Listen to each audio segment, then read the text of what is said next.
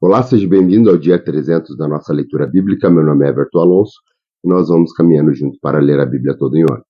Peço que você possa deixar o teu curtir, o teu compartilhar, o teu ativar o sininho de notificações para que mais pessoas possam encontrar esse canal e ser abençoados através da palavra do Senhor. Hoje nós faremos a leitura em 2 Reis, no capítulo 8, iremos a 1 Timóteo, no capítulo 5, iremos ler o livro de Daniel, no capítulo 12, e finalizando a leitura de hoje, iremos a Salmo 119, do verso 49 ao verso 72. Aqui em 2 Reis, no capítulo 8, nós vamos ver a Sunamita recebendo de volta a sua propriedade, nós vamos ver a morte de Ben-Hadad, nós vamos ver também o reinado de Jeorão, o rei de Judá, também o reinado de Acasias, rei de Judá. Tudo isso aqui no capítulo 8. Vamos a essa leitura? Diz assim, 2 Reis, capítulo 8. Eliseu tinha prevenido a mãe do menino que ele havia ressuscitado. Saia do país com a sua família e vá morar onde puder, pois o Senhor determinou para essa terra uma fome que durará 7 anos. A mulher seguiu o conselho do homem de Deus, partiu com a sua família e passou 7 anos na terra dos filisteus. Ao final dos 7 anos, ela voltou a Israel e fez um apelo ao rei para readquirir sua casa e sua propriedade. O rei estava conversando com Geazi, servo do homem de Deus, e disse: Conte-me todos os prodígios que Eliseu tem feito. Enquanto Geazi contava ao rei como Eliseu havia ressuscitado o menino, a própria mãe chegou para apresentar a sua petição ao rei, a fim de readquirir a sua casa e sua propriedade. Geazi exclamou: Esta é a mulher, ó rei, meu senhor, e este é o filho dela, a quem Eliseu ressuscitou. O rei pediu que ela contasse o ocorrido e ela confirmou os fatos.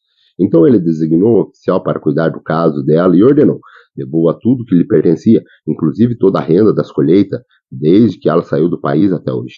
Certa ocasião, Eliseu foi para Damasco. Ben-Hadad, rei da Síria, estava doente. Quando disseram ao rei: O homem de Deus está na cidade, e ele ordenou a Hazael: vá encontrar-se com o homem de Deus e lhe dê um presente. Consulte o Senhor por meio dele. Pergunte-lhe se eu vou recuperar essa doença. Hazael foi encontrar-se com Eliseu, levando consigo tudo o que havia de melhor em Damasco, um presente carregado por 40 camelos. Ao chegar diante dele, Hazael disse: Seu filho, Ben-Hadad, rei da Síria, enviou-me para perguntar se ele vai recuperar-se da sua doença. Eliseu respondeu: Vai, diga-lhe, com certeza recuperarás. No entanto, o Senhor me revelou de que fato ele vai morrer. Eliseu ficou olhando fixamente para Hazael, até deixá-lo constrangido. Então o homem de Deus começou a chorar e perguntou a Hazael: Por que meu senhor está chorando? Ele respondeu: Porque sei das coisas terríveis que você fará aos israelitas. Você incendiará suas fortalezas, matará seus jovens da espada, esmagará as crianças e rasgará o ventre das suas mulheres grávidas. Hazael disse: Como poderia teu servo, que não passa de um cão, realizar algo assim? Respondeu Eliseu: O Senhor me mostrou que você se tornará rei da Síria. Então Hazael saiu dali e voltou para o seu senhor. Quando Ben-Hadad perguntou: O que Eliseu disse a você? Hazael respondeu: Ele me falou que certamente te recuperarás. Mas no dia seguinte, ele apanhou um cobertor, encharcou e ele sufocou o rei até matá-lo. Assim Hazael foi o seu sucessor. No 5º ano de Jorão, filho de Acabe, rei de Israel, sendo ainda Josafá, rei de Judá, Jorão, seu filho, começou a reinar em Judá. Ele tinha 32 anos de idade quando começou a reinar e reinou 8 anos em Jerusalém. Andou nos caminhos dos reis de Israel, como a família de Acabe havia feito, pois casou com a filha de Acabe, e fez o que o Senhor reprova. Entretanto, por amor ao seu servo Davi, o Senhor não quis destruir Judá. Ele havia prometido manter para sempre um descendente de Davi no trono. Nos dias de Jeorão, os edomitas rebelaram-se contra o domínio de Judá, proclamando seu próprio rei. Por isso Jeorão foi Zair, com todos os seus carros de guerra. Lá os edomitas cercaram Jeorão e os chefes dos seus carros de guerra, mas ele os atacou à noite e rompeu o cerco inimigo, e seu exército conseguiu fugir para casa. E até o dia do Edom, continuou independente de Judá. Nessa mesma época, a cidade Libina também tornou-se independente. Os demais acontecimentos do reinado de Jeorão e todas suas realizações são escritas nos registros históricos dos reis de Judá. Jeorão descansou com seus antepassados e foi sepultado com eles na cidade de Davi, e seu filho Acasias foi seu sucessor. No 12º ano do reinado de Jorão, filho de Acabe, rei de Israel, Acasias, filho de Jorão, rei de Judá, começou a reinar. Ele tinha 22 anos de idade quando começou a reinar e reinou 1 ano em Jerusalém. O nome de sua mãe era Atalia, neta de Onre, rei de Israel. Ele andou nos caminhos da família de Acabe e fez o que o Senhor reprova, como a família de Acabe havia feito, pois casou-se com uma mulher da família de Acabe.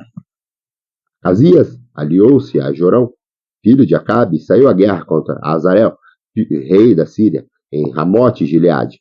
Jorão foi ferido e voltou para Jezreel para recuperar-se dos ferimentos sofridos em Ramote, na batalha contra Hazael, rei da Síria. Acasias, rei de Judá, foi para Jezreel visitar Jorão, que se recuperava dos seus ferimentos. Vamos agora ao Novo Testamento. No Novo Testamento, hoje nós vamos à primeira carta do apóstolo Paulo, Timóteo, no capítulo 5, onde o conselho hoje do apóstolo Paulo é acerca das viúvas, dos líderes e também dos escravos. Vamos a essa leitura de 1 Timóteo, no capítulo 5. Diz assim as Sagradas Escrituras: Não repreenda asperamente o homem idoso, mas exorte-o como se ele fosse seu pai. Trate os jovens como irmãos, as mulheres idosas como mães e as moças como irmãs, com toda a pureza. Trate adequadamente as viúvas, que são realmente necessitadas. Mas se uma viúva tem filhos ou netos, que estes aprendam primeiramente a pôr a sua religião em prática, cuidando da sua própria família e retribuindo o bem recebido de seus pais e avós, pois isso agrada a Deus. A viúva realmente necessitada e desamparada põe a sua esperança em Deus e persiste dia e noite em oração e em súplica.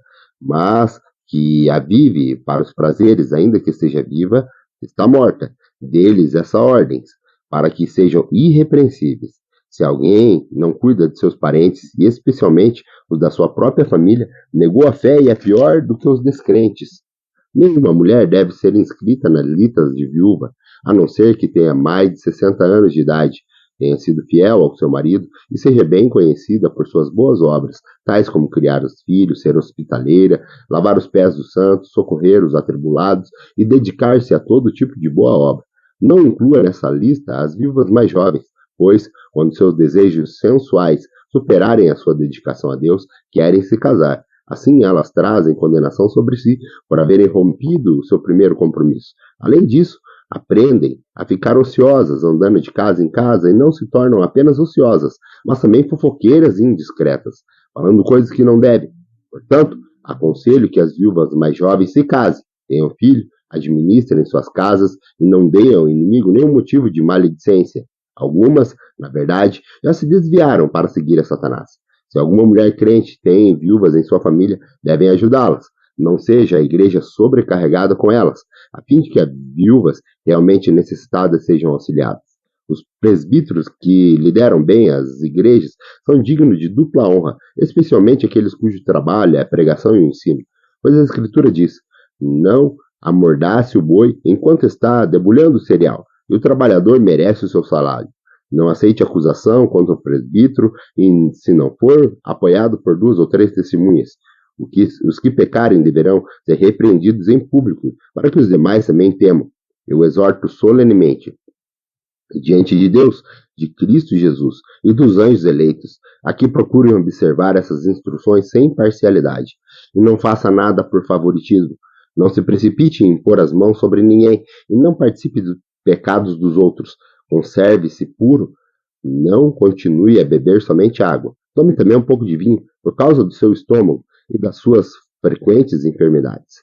Os pecados de alguns são evidentes, mesmo antes de serem submetidos a julgamento, ao passo que os pecados dos outros se manifestem posteriormente. Da mesma forma, as boas obras são evidentes e os que não são não podem permanecer ocultas. Vamos agora ao livro de Daniel. Hoje nós estamos finalizando mais um livro das Sagradas Escrituras. E este livro é o livro de Daniel. Hoje nós faremos a leitura do livro de Daniel no capítulo 12. No capítulo 12, Daniel ele vai falar sobre os tempos do fim, os finais dos tempos. Vamos a essa leitura de Daniel no capítulo 12? Diz assim as Sagradas Escrituras. Daniel 12. Naquela ocasião, Miguel, o grande príncipe que protege seu povo, se levantará. Haverá um tempo de angústia, como nunca houve desde o início das nações até então. Mas naquela ocasião, o seu povo e todo aquele cujo nome está escrito no livro será liberto. Multidões que dormem no pó da terra acordarão, uns para a vida eterna e outros para a vergonha, para o desprezo eterno. Aqueles que são sábios reluzirão como o fulgor do sol, e aqueles que conduzem muito a justiça serão como as estrelas, para todo sempre. Mas você, Daniel, feche com um selo as palavras do livro até o tempo do fim. Muitos irão por todo lado em busca de maior conhecimento. Então eu, Daniel, olhei e diante de mim estavam dois outros anjos, um na margem de cada rio e outro da margem de lá. Um deles disse ao homem vestido de linho, que estava acima das águas do rio: quanto tempo decorrerá antes que se cumpra essas coisas extraordinárias? O homem vestido de linho, que estava acima das águas do rio, ergueu para o céu a mão direita e a mão esquerda, e eu ouvi jurar por aquele que vive para sempre, dizendo: haverá um tempo, tempos e meio tempo, quando o poder do povo santo for finalmente quebrado, todas essas coisas se cumprirão. Eu ouvi, mas não compreendi. Por isso perguntei: meu senhor, qual será o resultado disso tudo? Ele respondeu: siga o seu caminho, Daniel, pois as palavras estão seladas e lacradas até o tempo do fim. Muitos serão purificados, alvejados e refinados, mas os ímpios continuarão ímpios. Nenhum dos ímpios levará isso em consideração, mas os sábios sim. Depois de abolido o sacrifício diário e colocado o sacrilégio terrível, haverá 1290 dias. Feliz aquele que esperar e alcançar o fim do 1335 dias. Quanto a você, siga o seu caminho até o final. Você descansará e, então, no final dos dias, você se levantará para receber a herança que lhe cabe. Vamos agora à nossa última leitura de hoje. A última leitura de hoje é a continuação do livro de Salmo 119. Salmo 119, hoje nós faremos a leitura inicial, aqui no verso 49, e finalizaremos a nossa leitura hoje no verso 72. Vamos a essa leitura? Diz assim, Salmo 119, verso 49. Lembra-te da tua palavra, teu servo, pela qual me deste esperança. Este é o meu consolo no meu sofrimento. A tua promessa me dá vida. Os arrogantes zombam de mim o tempo todo, mas eu não me desvio da tua lei. Lembro-me, Senhor, das tuas ordenanças do passado, e nelas acho consolo. Fui tomado de ira tremenda por causa dos ímpios, e rejeitaram a tua lei. Os teus decretos são o tema da minha canção em minha peregrinação. De noite lembro-me do teu nome, Senhor. Vou obedecer a tua lei. Esta tem sido a minha prática, obedecer os teus preceitos. Tu és a minha herança, Senhor. Prometi obedecer às tuas palavras. De todo o coração suplico a tua graça. Tem misericórdia de mim, conforme a tua promessa. Refleti em meus caminhos e voltei os meus passos para os teus testemunhos. Eu me apressarei e não hesitarei em obedecer os teus mandamentos. Embora as cordas dos ímpios queiram prender-me, eu não me esqueço da tua lei. À meia-noite me levanto para te dar graças pelas tuas justas ordenanças. Sou amigo de todos os que te temem e obedecem os teus preceitos. A terra está cheia do teu amor, Senhor. Ensina-me os teus decretos. Trata com bondade o teu servo, Senhor, conforme a tua promessa. Ensina-me o bom senso e o conhecimento, pois confio em teus mandamentos. Antes de ser castigado, eu andava desviado, mas agora obedeço a tua palavra. Tu és bom, e os que fazes é bom. Ensina-me os teus decretos. Os arrogantes mancharam o meu nome com mentiras, mas eu obedeço os teus preceitos de todo o coração. O coração deles é insensível. Eu, porém, tenho prazer na tua lei. Foi bom para mim ter sido castigado, para que me aprendesse os teus decretos. Para mim, vale mais a lei que decretasse do que milhares de peças de prata e ouro. Grato pela tua companhia, se Deus nos permitir e nos der vida, retornamos amanhã para mais um dia da nossa leitura bíblica. Até lá.